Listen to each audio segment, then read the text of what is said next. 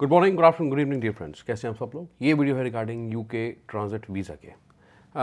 Exactly UK transit visa के बारे में तो हम डिस्कस नहीं करने लगे, लेकिन मेरे पास एक केस आया है और हम आज की इस वीडियो के अंदर डिस्कस करने लगे हैं एक ऐसा सिनेरियो जहाँ पे यूके ट्रांजिट वीज़ा लेने की ज़रूरत नहीं पड़ेगी।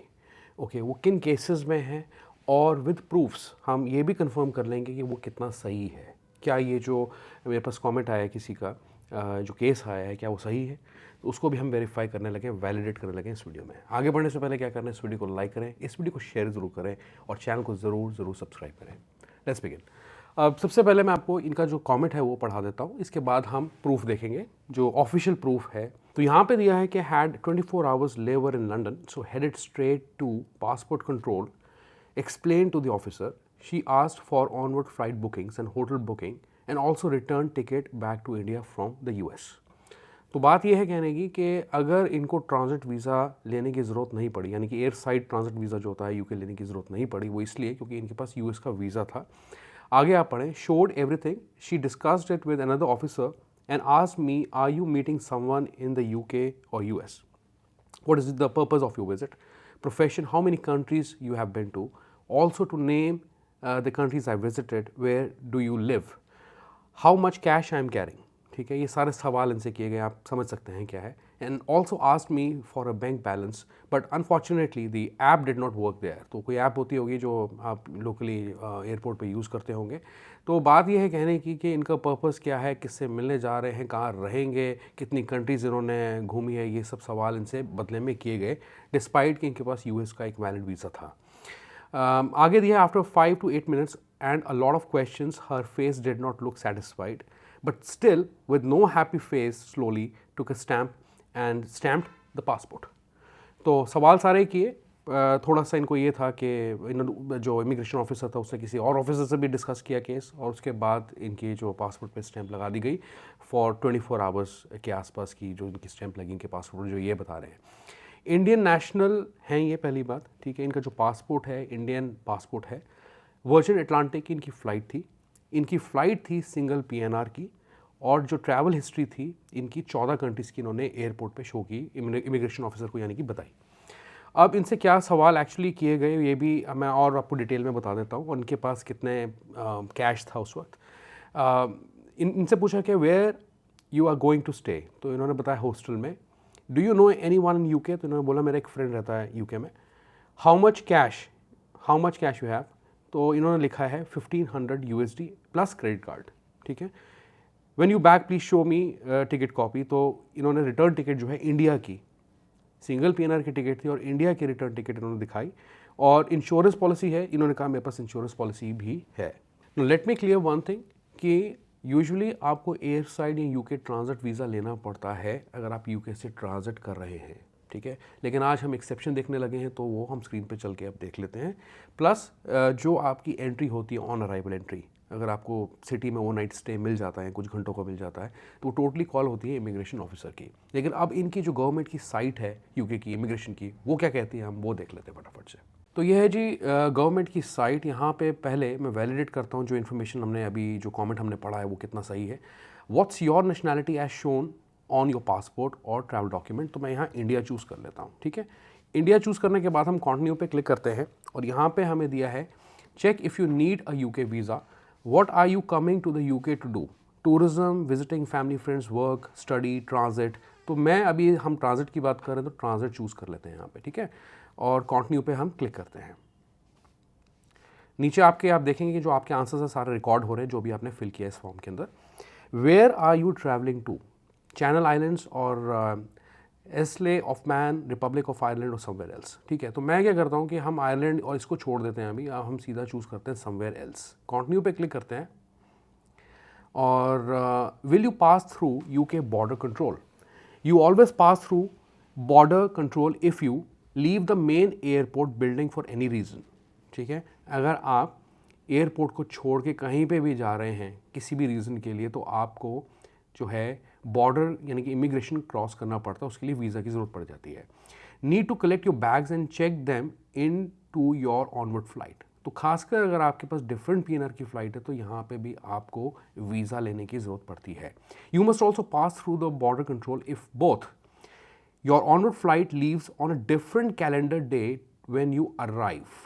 ठीक है, तो अगर मतलब आज 25 तारीख है जैसे मान लीजिए, तो अगर आपकी 26 को जा रही है फ़्लाइट, तो उस केस के अंदर भी आपको ट्रांजिट वीज़ा लेने की ज़रूरत पड़ जाती है. क्योंकि हो सकता है कि मोस्टली केसेस में क्या होगा कि आप एयरपोर्ट पर तो पूरी रात रहेंगे नहीं, या किसी आप एयरपोर्ट होटल में रुकते हैं या सिटी में रुकना चाहते हैं तो हम वीज़ा की ज़रूरत पड़ जाती है. There is no way for you to stay overnight in the airport, for example in a transit hotel. Okay, ये भी इन्होंने क्लियर कर दिया कि कोई ट्रांजिट होटल नहीं है. ठीक है, यूके की केस की हम बात करें एनीवेज. वैसे और कंट्रीज़ के केस में जैसे सिंगापुर हो गया, तो सिंगापुर में क्या है कि एयरपोर्ट होटल्स होते हैं, वहाँ आप ओवरनाइट स्टे कर सकते हैं. No check with your airline if you are not sure if you will pass through border control. तो ये बहुत क्लियर है कि आपको अपने एयरलाइंस को ज़रूर कॉन्टैक्ट करना है अगर आपको किसी भी किस्म का डाउट है इस रीज़न में, इस केस के अंदर. ठीक है, तो आप क्या इसमें पूछा येस नो, तो आप क्या करेंगे कि येस कर देते हैं हम. ठीक है, कंटिन्यू पे क्लिक करते हैं पहले. तो ऊपर दिया है you will need a visa to pass through the UK in transit. You should apply for visitor in transit visa if you arrive on a flight and will pass through immigration control before you leave the UK. You do not need to apply, यहाँ पढ़ें, for a visitor in transit visa if you already have a marriage visitor और standard visitor visa. चलिए इसको भी हम छोड़ देते हैं. अब यहाँ पे आप नीचे अगर देखेंगे ध्यान से तो दिया है ट्रांजिटिंग विदाउट अ वीज़ा.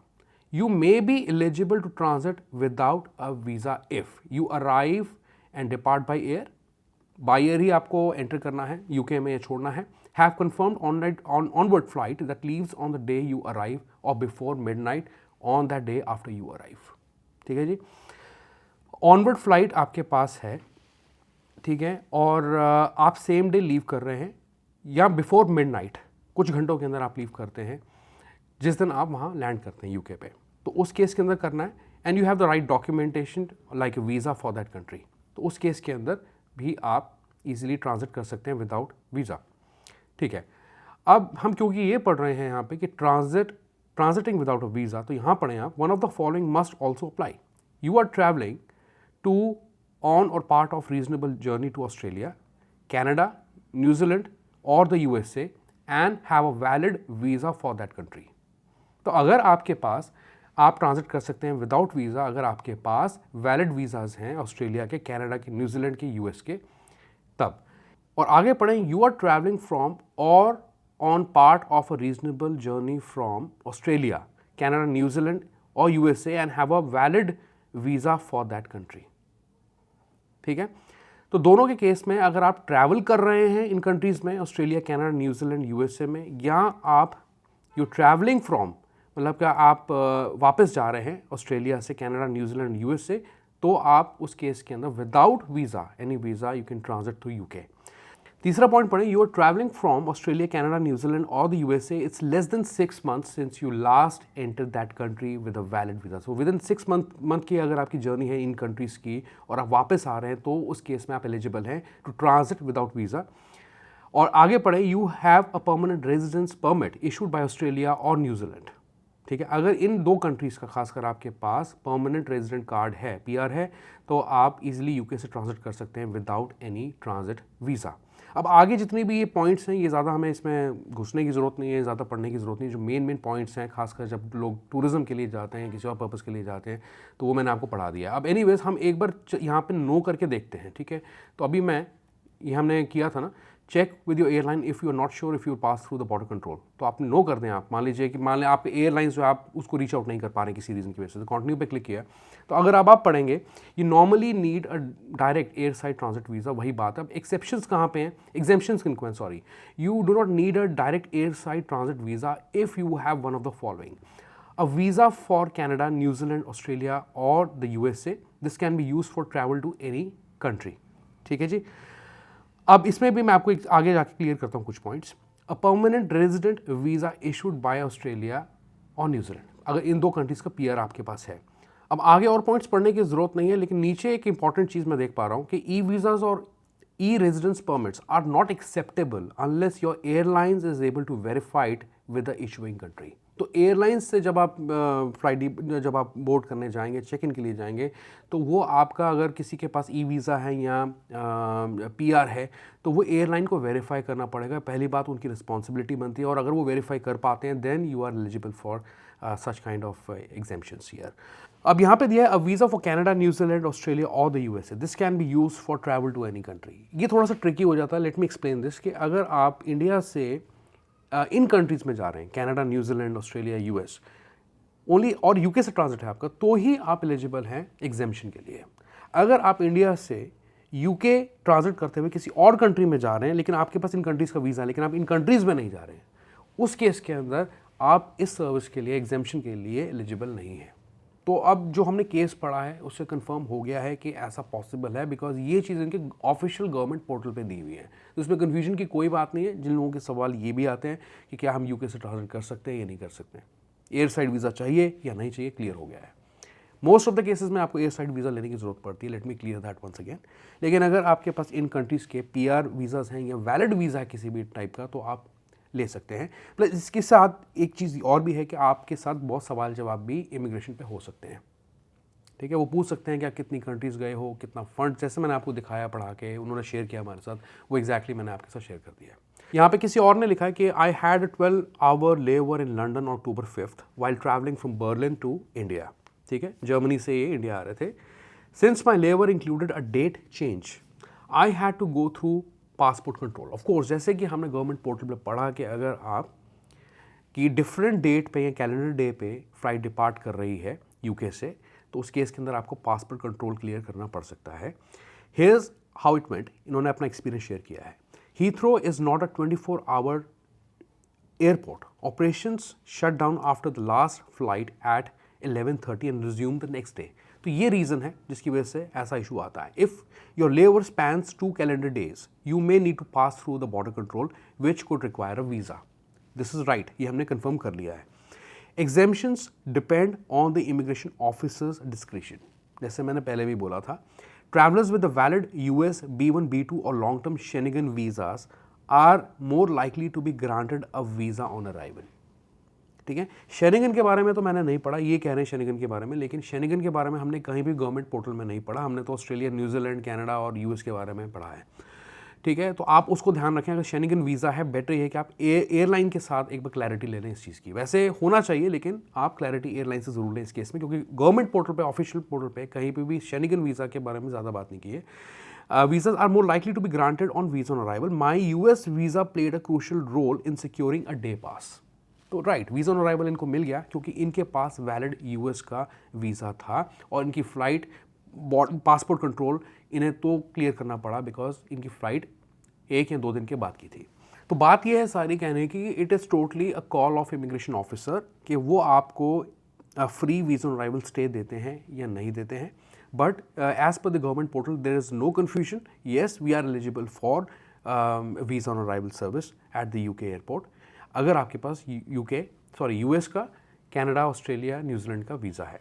अब आगे मैं आपको बता दूं कि किसी की फ़्लाइट है यूएस की और उनका 24 आवर्स का लेवर है और वर्जिन अटलांटिक की उनकी फ़्लाइट है। तो अब उनका सवाल ये आ रहा है कि बैग्स का क्या होगा हीथ्रो एयरपोर्ट पे, क्या उन्हें हीथ्रो पे कलेक्ट करना पड़ेगा या उन्हें दोबारा से रीचेक करना पड़ेगा। तो इसका जवाब यह है कि जो आपका बोर्डिंग पास है नेक्स्ट फ़्लाइट का, अगर आप यूके से यूएस जा रहे हैं, उसका जो बोर्डिंग पास है वो आपको तभी मिलेगा जब आप दोबारा से रीचेक करेंगे फ़्लाइट के लिए। क्योंकि अगर आपका 24 घंटे का लेवर है, इसका मतलब डिफरेंट कैलेंडर डे की आपकी फ़्लाइट है और आपको उसके लिए जो है बॉर्डर कंट्रोल क्रॉस करना पड़ेगा। तो उस केस के अंदर जो आपका सेकंड बोर्डिंग पास है वो आपको तभी मिलेगा जब आप दोबारा से एयरपोर्ट पे आएंगे, रीचेक करेंगे फ़्लाइट के लिए, ठीक है। तो इसके बाद लास्ट चीज़ जो मैं कहना चाहता हूँ यहाँ पे कि better that you opt for different kind of airlines, और मिडिल ईस्टर्न एयरलाइंस जैसे कि एमिरेट्स हो गया, कतर एयरवेज हो गया, ये आप कर लें, इतिहाद हो गया, वो कर लें तो ज़्यादा बेटर है इंस्टेड कि आप ब्रिटिश एयरवेज़ की फ़्लाइट से बुक करें, क्योंकि वहाँ पे वो स्क्रूटनी, गवर्नमेंट उनका ऑफिशियल एयरलाइन है, गवर्नमेंट एयरलाइन है, तो उसमें स्क्रूटनी थोड़ी ज़्यादा हो सकती है चीज़ों को। तो ये इंपॉर्टेंट टिप है कि आप किसी और कैरियर से फ़्लाइट बुक करें तो ज़्यादा आपके लिए बेटर है।